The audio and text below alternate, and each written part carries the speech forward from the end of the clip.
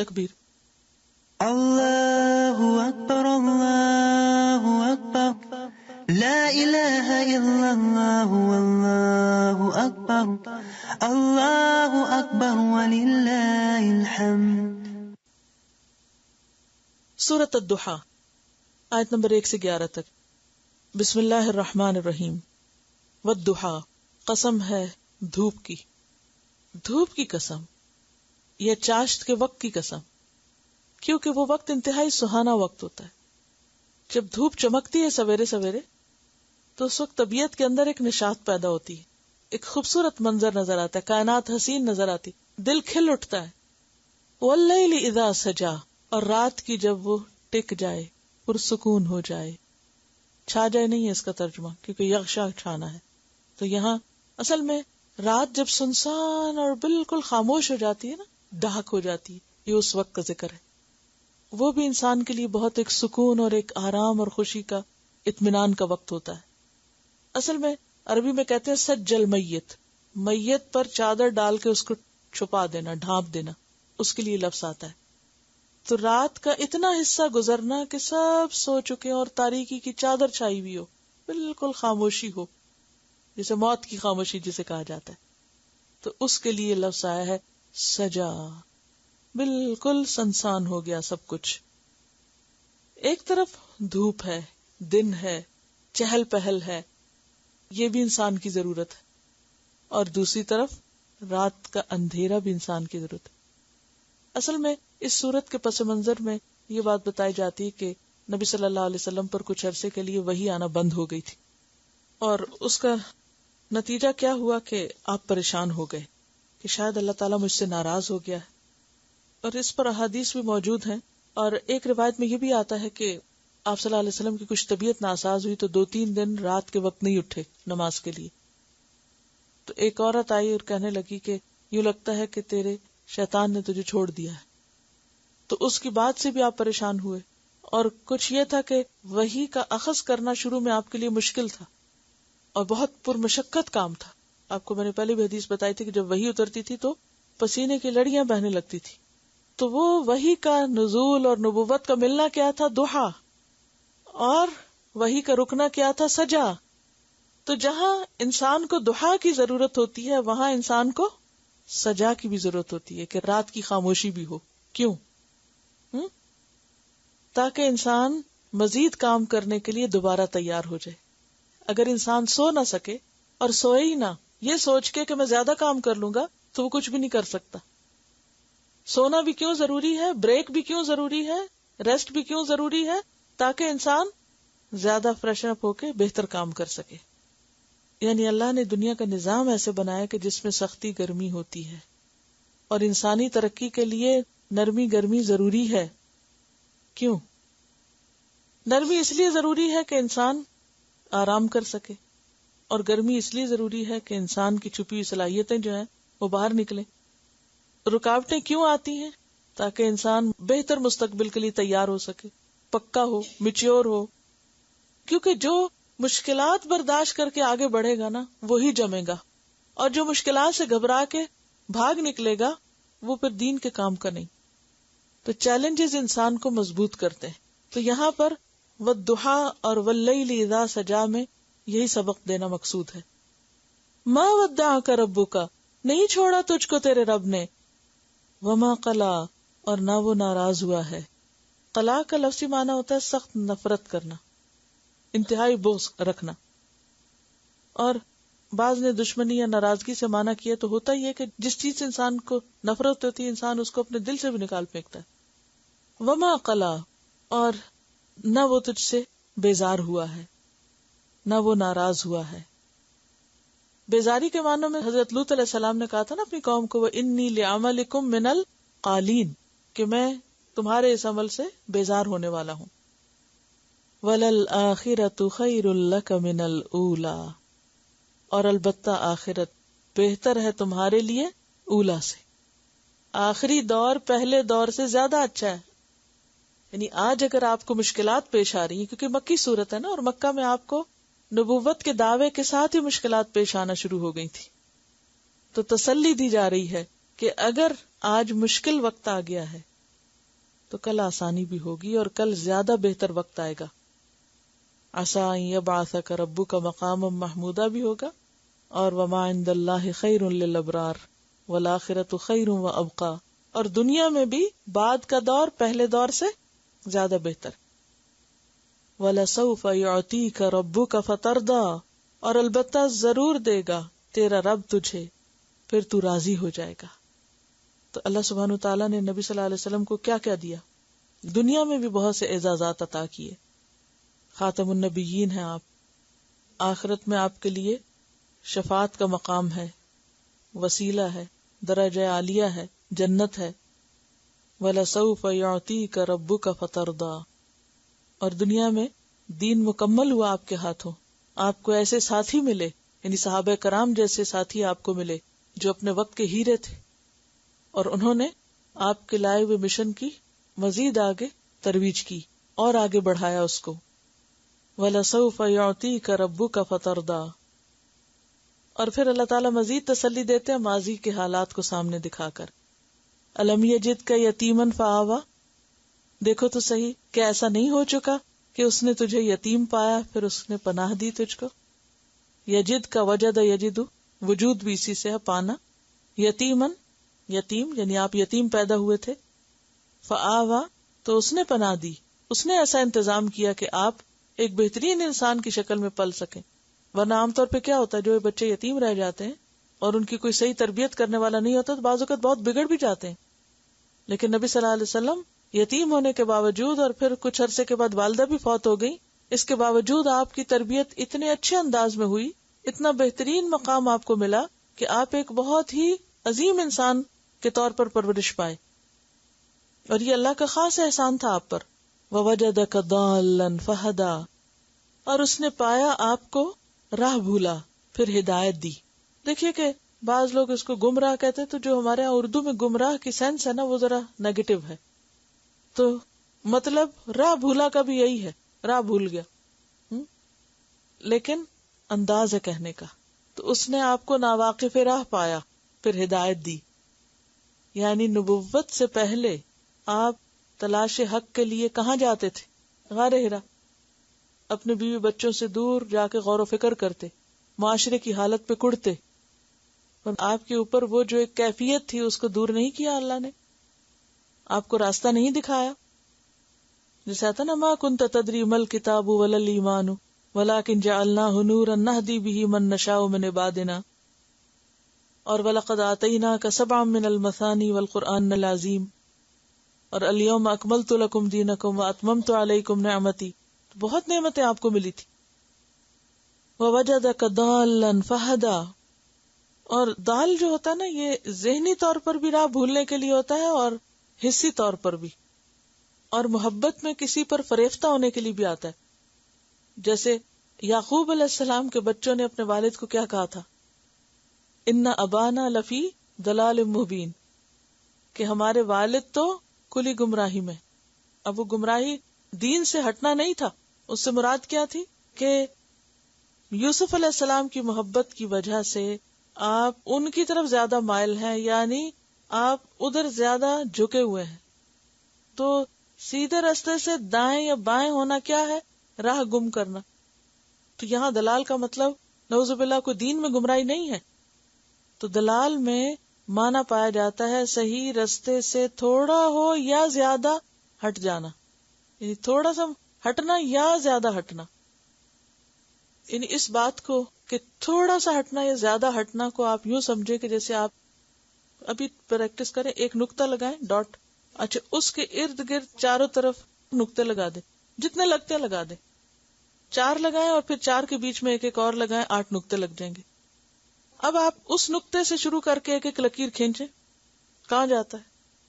پھر وہ جو اینڈ ہے, نہیں سمجھ آیا؟ یعنی آپ دیکھیں نا کہ ایک نقطہ لگایا, پھر آپ نے 4 لگائے اس کے ارد گرد, پھر ان 4 کے بیچ میں ایک لگا دیا, وہ کیا ہو گئے؟ 8 نقطے ہو گئے. اب آپ دیکھیں اس سے زیادہ لگیں گے بھی نہیں. اچھا اب آپ دیکھیں کہ ایک نقطہ جو کہ ساتھ ساتھ ہے, سارے بالکل ساتھ ساتھ ہے, اگر اس کو آپ لکیر کھینچے تو اب آپ دیکھیں کہ کیا ہوگا. سینٹر والے سے اگر ایک کو کراس کر کے جائیں, دوسرے کو جائیں, تیسرے کو, تو وہ کوئی ادھر جا رہا ہے کوئی ادھر جا رہا ہے, کہ قریب ترین تھے.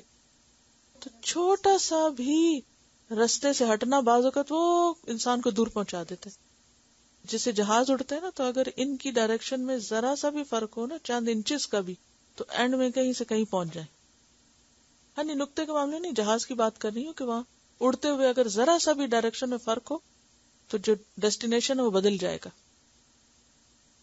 وَوَجَدَكَ ضَالًّا فَهَدَىٰ، تو اس کا یہ مطلب نہیں کہ نعوذ باللہ نبی صلی اللہ علیہ وسلم اس سوسائٹی کی کسی غلط چیز میں پائے گئے تھے تو اللہ تعالیٰ نے آپ کو سیدھا راستہ دکھایا. اس کا مطلب یہ ہے کہ جو صحیح چیز نبوت اور وحی کے ذریعے آپ کو ملی وہ پہلے نہیں تھی آپ کے پاس.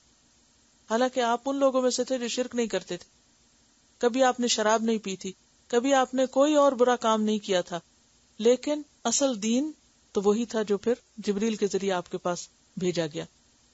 جس رب نے آپ کو یہ راستہ دکھایا وہ کیا آئندہ خیال نہیں کرے گا؟ کتنی خوبصورت آیت ہے.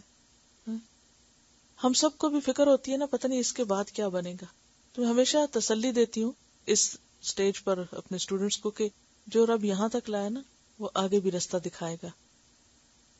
بات یہ ہے کہ ہماری تڑپ اور ہماری طلب جو ہے وہ زندہ رہے، سچی رہے. وَوَجَدَكَ عَائِلًا، اور پایا تجھ کو مفلس. عَالَ يَعِيلُ عَيْلَةً سے، عَيْلَةً مفلسی تھی کو کہتے ہیں. یہ جو کہ آپ یتیم تھے اور پھر اس کے بعد آپ کے چچا ابو طالب جو تھے جن کی سرپرستی میں آپ تھے، وہ خود بھی عیالدار تھے اور مالی طور پہ بہت مضبوط نہیں تھے، لیکن جب حضرت خدیجہ رضی اللہ تعالیٰ عنہا سے آپ کی شادی ہوئی تو دنیاوی دولت بھی آپ کے پاس بہت آئی. وَوَجَدَكَ عَائِلًا فَأَغْنَىٰ، اور پایا تجھ کو عیالدار یا مفلس. فَأَغْنَىٰ، پھر اس نے غنی کر دیا، یعنی بے نیاز کر دیا، مالدار کر دیا. اب کرنا کیا ہے؟ فَأَمَّا الْيَتِيمَ فَلَا تَقْهَرْ، پھر یتیم دیکھیں مسلسل یتیم کی بات آ رہی ہے، اور یتیم کے معنوں میں بھی اور سمبولکلی بے سہارا لوگ، معاشرے کے بے سہارا. فَأَمَّا الْيَتِيمَ، تو جہاں تک یتیم کا تعلق ہے، فَلَا تَقْهَرْ، تو اس پہ قہر نہ کرنا، سختی نہ کرنا یا دباؤ نہ ڈالنا. قہر جو ہوتا ہے کسی زیر دست کو کمزور پا کے دبانے کے لیے آتا ہے کہ کوئی بول نہ سکے، ہل نہ سکے. یعنی بعض اوقات لوگ اگر کسی کی مدد کرتے ہیں یا کسی کے کام آتے ہیں تو پھر کیا کرتے ہیں، اس کو پورے کا پورا اپنے کنٹرول میں لینا چاہتے ہیں کہ وہ اپنی مرضی سے سانس بھی نہ لے سکے، کوئی ڈیسیژن نہ کر سکے، کچھ نہ کر سکے اپنے ارادے اور اپنی خواہش سے. وہ پھر اپنی ہر بات میں پابند ہو کس کا؟ اس کا جو اس کی مدد کر رہا ہے. ابھی انہوں نے بات کی تھی کہ دباؤ ڈالنا، یعنی جب ہم کسی کو کچھ دے دیتے ہیں نا تو پھر ہم جیسے قریبی رشتہ دار ہیں، اگر ان کو کچھ دے دیا تو پھر ہم کیا چاہتے ہیں، یہ ہمارے پنجے میں رہے، یہ ہمارے دباؤ میں رہے، اور یہ ہر وہ کام کریں جو ہم چاہتے ہیں اور وہ نہ کریں جو ہماری مرضی کے خلاف ہے یا ہمارے مفادات کے خلاف کام نہ کریں. تو ایسا کرنا جو ہے یہ درست نہیں. ہمارا فرض کیا ہے؟ ضرورت مند کو دے کے فارغ، اس کے بعد اسے غلام بنا لینا یا اس پہ اپنی مرضی جتانا یا اس کو اپنی مرضی سے اپنے مرضی کے مطابق موڑنے کی کوشش کرنا، یہ درست نہیں. فَأَمَّا الْيَتِيمَ فَلَا تَقْهَرْ، تقہر کا مطلب یہ نہیں ہے کہ تم اس کو مارو پیٹو نہیں، کیونکہ تربیت کرنے کے لیے یتیم کی بعض اوقات اس کو ڈانٹنا بھی پڑتا ہے. تقہر کا مطلب ہے اس کو دباؤ میں نہ رکھو، اس کو کنٹرول نہ کرو. وَأَمَّا السَّائِلَ فَلَا تَنْهَرْ، اور جہاں تک سوالی کا تعلق ہے تو اس کو جھڑکو مت. نہر ینہر کا کیا مطلب ہے؟ یہاں جھڑکنا. وَأَمَّا بِنِعْمَةِ رَبِّكَ، اور جہاں تک آپ کے رب کی نعمت کا تعلق ہے، فحدث، تو اس کو بیان کرو. نعمت سے مراد کیا ہے؟ نبوت، قرآن، ہدایت، اور خاص طور پر ان نعمتوں کا ذکر جو پیچھے گزری. کیا کیا؟ الم یجد کا یتیمن فآوا، یعنی یتیمی کی حالت میں پناہ دی، دلال کی حالت میں ہدایت دی، عیالداری کی حالت میں غنا دی. تو اب کیا کریں؟ آپ کو جو اللہ نے دیا ہے فحدث، آپ اس کو آگے بیان کریں، آپ اسے دوسروں سے شیئر کریں، اس کو بانٹیں، اس کو آگے تقسیم کریں. یعنی آپ کو اگر نبوت دی تو آپ نبوت کی ان ذمہ داریوں کو نبھا کے لوگوں کو ہدایت دینے کا کام کریں. اسی طرح قرآن دیا تو اس کی تعلیم آگے دیں. آپ کو یتیمی میں پناہ دی تو آپ بھی بے سہارا کی مدد کریں. اور اسی طرح جو مال و دولت اللہ نے آپ کو دیا اس میں دوسروں کو شریک کرے. وَأَمَّا بِنِعْمَةِ رَبِّكَ فَحَدِّثْ. اور حدث و حدیث و تحدیث کا ویسے معنی ہوتا ہے زبان سے بات کرنا. تو زبان سے بات کرنے میں کیا چیز آتی ہے کہ ان نعمتوں کا زبانی بھی شکریہ ادا کریں، یعنی ان نعمتوں کا ذکر بھی کریں. تحدیث نعمت کہ انسان کو جو ملا ہو اس کی قدر کرے اور اس کا ذکر بھی کرے، اور وہ نعمت ظاہر بھی ہو. کیا فرض بنتا ہے کہ انسان نعمت کو ظاہر کرے، آگے پہنچائے، اس کا ذکر کرے، اس پر شکر ادا کرے. جیسے آپ صلی اللہ علیہ وسلم کے پاس ایک شخص آیا اور اس کے جسم پر میلے کچیلے کپڑے تھے. آپ نے فرمایا تمہارے پاس کوئی مال نہیں ہے؟ اس نے کہا سب کچھ ہے، یہ بھی ہے، یہ بھی. تو آپ نے فرمایا کہ جس کو اللہ نے یہ سب کچھ دیا ہو اسے چاہیے کہ اس کا اثر اس کے جسم پر نظر آئے. تلاوت بک فحدث. تو یہاں پر کون سی نعمت ہے جس کا ذکر کیا جا رہا ہے؟ نعمت قرآن، نعمت نبوت، اور اس کے علاوہ وہ تمام نعمتیں جو نبی صلی اللہ علیہ وسلم پر کی گئی تھی جن کا اس صورت میں ذکر ہے. الم یجدک یتیما فآوی ووجدک ضالا فہدی ووجدک عائلا فاغنی. یعنی نمبر 1 پروٹیکشن ہے، یتیما فآوی، نمبر 2 ہدایت ہے، اور نمبر 3 غنا ہے. تو تینوں طرح کی نعمتیں جو ہیں ان کا، اور خاص طور پر ان سب نعمتوں میں بڑی نعمت جس کو اللہ سبحانہ وتعالی خود بھی نعمت کہتے ہیں، الیوم اکملت لکم دینکم واتممت علیکم نعمتی. تو یہ جو دین اسلام کی نعمت آپ کو ملی ہے اور قرآن کی نعمت آپ کو ملی ہے، اس کو کیا کرو؟ آگے بیان کرو. جہاں تک دنیاوی نعمتوں کا تعلق ہے تو انسان کو جو بھی نعمتیں ملی ہیں ہر انسان کو مختلف طرح ملی. جیسے نبی صلی اللہ علیہ وسلم کو طرح طرح کی نعمتیں ملی، اسی طرح ہر انسان پر اللہ سبحانہ وتعالیٰ نے بہت سے احسانات کیے ہیں. تو انسان کا کام کیا ہے کہ وہ کیا کرے؟ ان نعمتوں کا ذکر کیا کرے، نعمتوں کی بات کیا کرے. عام طور پر ہم کس چیز کا ذکر کرتے ہیں؟ جو نعمت نہیں ملی وہ ہمارے ذہن پہ زیادہ چھائی رہتی ہے اور اس کا ہم گلہ شکوہ زیادہ کرتے ہیں. تو یہاں پر ایک پازیٹیو ایٹیٹیوڈ بتایا گیا کہ کیا ہوتا ہے، اور وہ یہ کہ انسان کو جو ملے اس کا ذکر کرے بنسبت اس کے کہ جو نہیں ملا. اسی طرح اگر کسی انسان کی طرف سے ہمیں کوئی خیر اور بھلائی ملی ہے تو اس کا ذکر کرنا چاہیے بنسبت اس کے اگر اس انسان کی طرف سے کوئی تکلیف پہنچی ہو. لیکن ہمارا رویہ کیا ہوتا ہے کہ کسی کی طرف سے جو بھی کوئی خیر ہمیں پہنچ جائے اس کا ذکر ہم نہیں کرتے، بہت کم کرتے ہیں. لیکن اگر کسی کی طرف سے کوئی تکلیف پہنچے تو اس کا چرچا خوب کرتے ہیں. تو کرنا کیا چاہیے کہ اللہ کی طرف سے یا بندوں کی طرف سے ہمیں جو بھلائی نصیب ہو اس کا ذکر زیادہ کیا کریں. نعمتوں کا ذکر کیا فائدہ دیتا ہے؟ اس سے کیا ملتا ہے انسان کو؟ یہ شکر گزاری کا ایک ذریعہ ہوتا ہے، اور شکر گزاری سے انسان کی نعمتوں میں اور اضافہ ہوتا ہے. لَإِن شَكَرْتُمْ لَأَزِيدَنَّكُمْ. جہاں تک بندوں کے احسانات کا تعلق ہے تو حدیث میں آتا ہے کہ جو شخص لوگوں کے احسان پر ان کا شکر نہیں کرتا، جیسے شوہر کا احسان ہے، ماں باپ کا احسان ہے، بہن بھائیوں میں سے کوئی ہم پر احسان کرتا ہے، یا عام انسانوں میں سے کوئی اور ہم پر احسان کرتا ہے، تو جو لوگوں کا شکر ادا نہیں کرتا، من لم یشکر الناس لم یشکر اللہ، تو وہ اللہ کا بھی شکر گزار نہیں ہوتا، کوئی بڑا ہو یا چھوٹا ہو. جب بعض اوقات بچے ہماری کوئی خدمت کر دیتے ہیں، کوئی کام کر دیتے ہیں، تو ہمیں ان کے ساتھ بھی کیا رویہ کرنا چاہیے؟ ان کا بھی شکر گزار ہونا چاہیے. یعنی شکر گزاری یہ نہیں کہ ہم سے کوئی بڑا ہمارے ساتھ کوئی احسان کرے تو ہم اس کے شکر گزار ہوں، اور اگر ہم سے چھوٹا کوئی احسان ہم پر کرے تو ہم کہیں کہ اس نے کیا کیا، یا اس کا تو شکریہ نہ بھی کیا تو کیا کرے گا ہمارا، ہم اس کو فار گرانٹیڈ لے لیتے ہیں.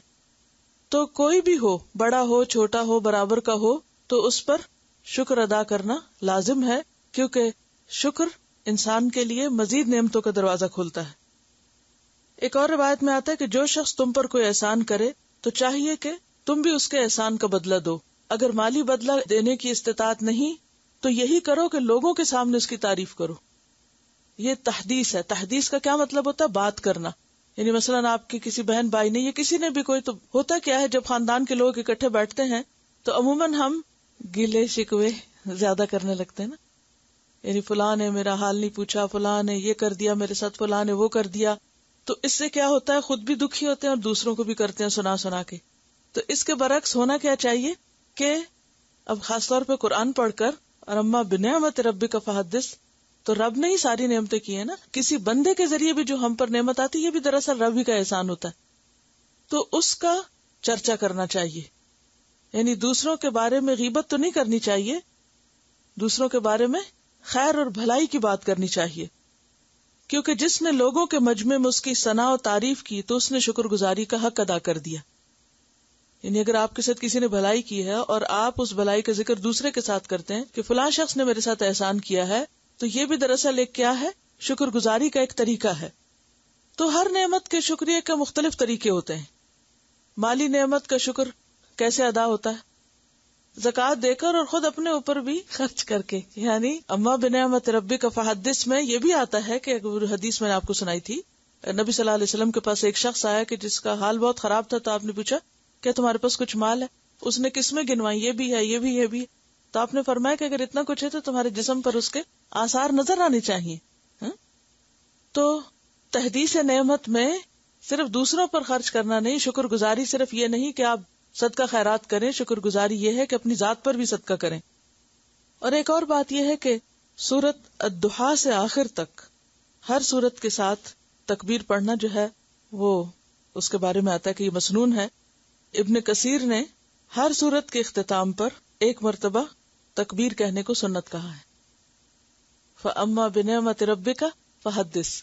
تو رب کی نعمت کا ذکر آپ کیسے بیان کریں گے کہ اس کے بعد جتنی بھی صورتیں پوری ہوں اس میں ہر صورت کے اختتام پر یعنی تکبیر کہیں. اور امام بغوی نے ہر صورت کے شروع میں تکبیر کہی ہے. تو بہرحال شروع ہو یا آخر بیچ میں ہی بنتی ہے، ایک ختم ہوتی ہے اور ایک شروع ہوتی ہے. چلیے دوبارہ ان آیات کی تلاوت سنیے.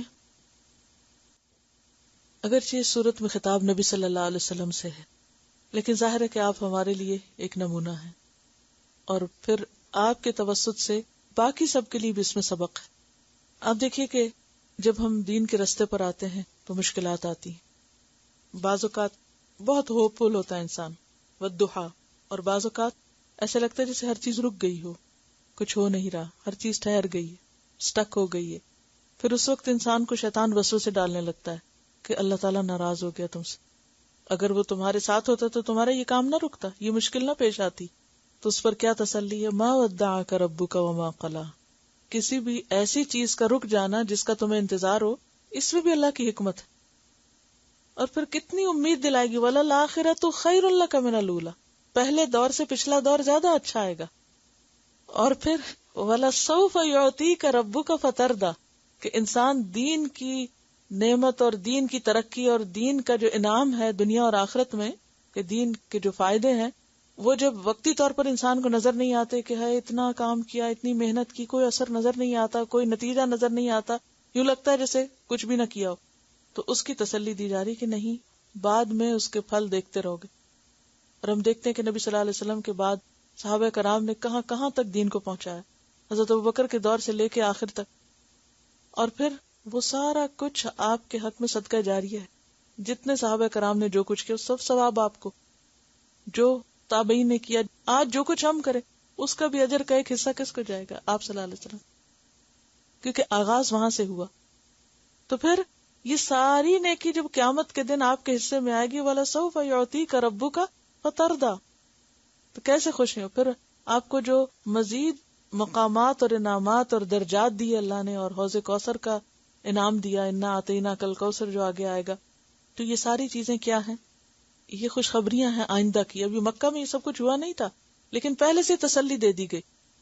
یہ وہ وقت ہے جو انتہائی مشکل وقت، اور ابھی بہت سی مشکلات آ رہی تھی، تو کہا فکر نہیں کریں. وَلَسَوْفَ يُعْطِيكَ رَبُّكَ فَتَرْضَىٰ.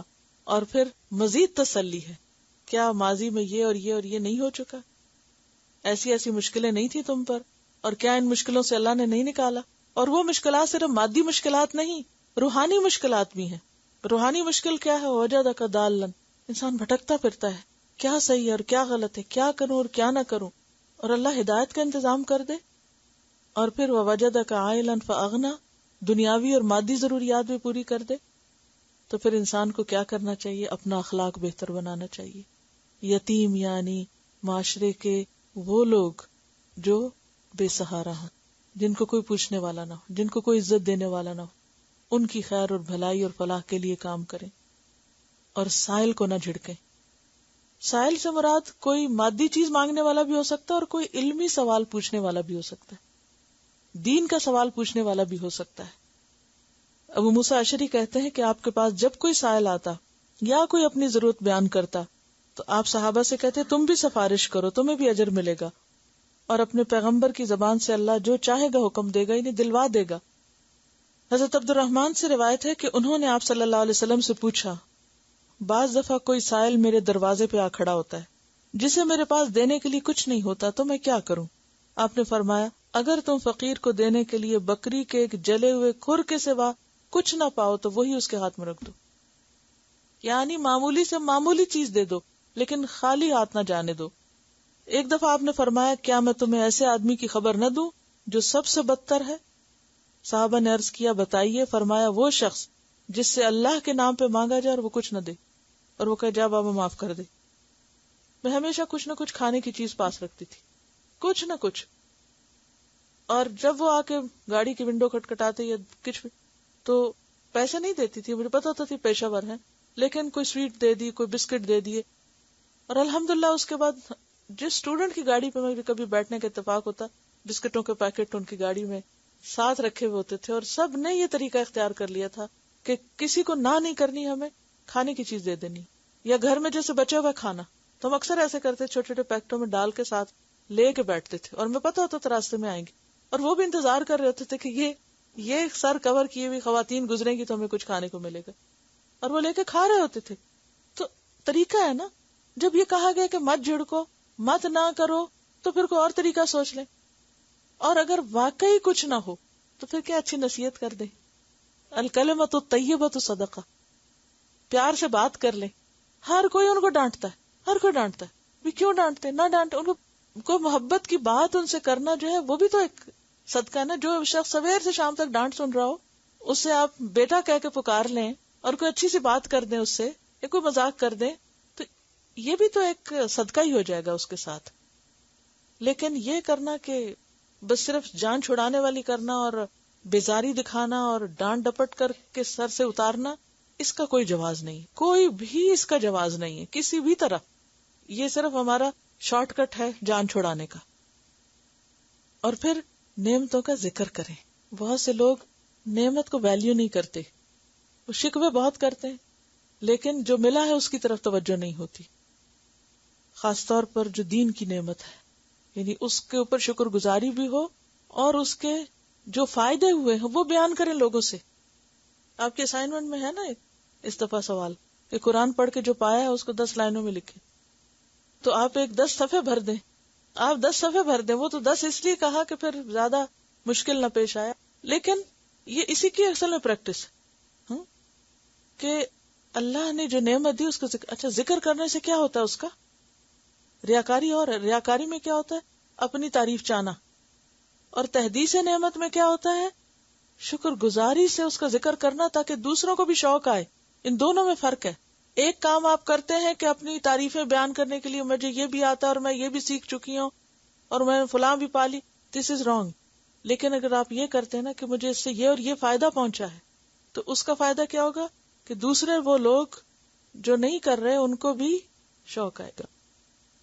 فحدث کا مطلب ہی یہی ہے کہ آپ صلی اللہ علیہ وسلم سے جب خطاب ہے تو مراد یہ کہ جو آپ کو ہدایت دی گئی ہے، جو نبوت عطا کی گئی ہے، جو دین ملا ہے، جو قرآن ملا ہے، آپ اس کا چرچا کریں، آگے اس نعمت کو بانٹیں، اس کو دوسروں تک پھیلائیں، دوسروں تک پہنچائیں. یہ ہے اس کا شکر ادا کرنا. ٹھیک ہے.